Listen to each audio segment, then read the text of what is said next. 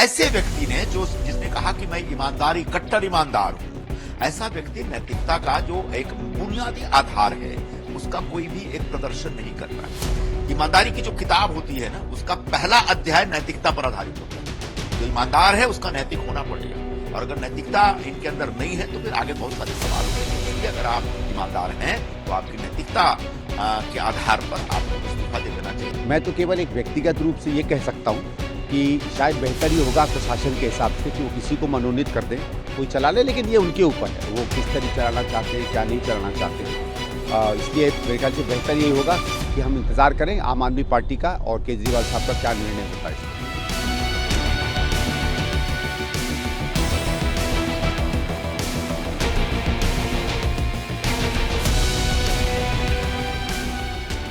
वो जेल में रह के भी सरकार चलाएंगे, मुख्यमंत्री पद से इस्तीफा नहीं देंगे। मुझे लगता है बहुत ही खतरनाक ट्रेंड की ओर इंगित करता है। भारत में एक परंपरा रही है, किसी के ऊपर छोटा सा आरोप, बेबुनियाद आरोप भी लगा है तो नैतिकता का तकाजा देते हुए वो लोग अपने पद से इस्तीफा देते रहे। और मैंने अपने ट्वीट में कई कहानियां बताई। अभी हाल में जो हेमंत सोरेन झारखंड के मुख्यमंत्री थे, उनके ऊपर भी जब आरोप लगा तो वो गिरफ्तारी से पहले वो रिजाइन करते हैं।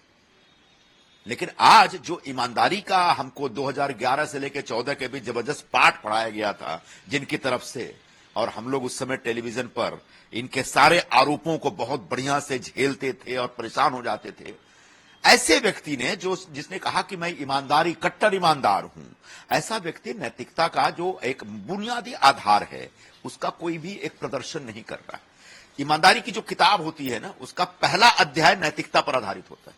जो ईमानदार है उसका नैतिक होना पड़ेगा, और अगर नैतिकता इनके अंदर नहीं है तो फिर आगे बहुत सारे सवाल उठेंगे। इसलिए अगर आप ईमानदार हैं तो आपकी नैतिकता के आधार पर आपको इस्तीफा दे देना चाहिए। ऐसा मेरा व्यक्तिगत तौर पर इंसानियत के नाते और भारतीय राजनीति में नैतिकता बची रहे, इस आधार पर हमारी ऐसी अपेक्षा होगी। क्योंकि अगर मुख्यमंत्री जेल में रह करके सरकार चलाएगा तो पूरे सरकार के कामकाज के तमाम गोपनीय जानकारियां उसके पास रहेंगी। क्या यह संभव है?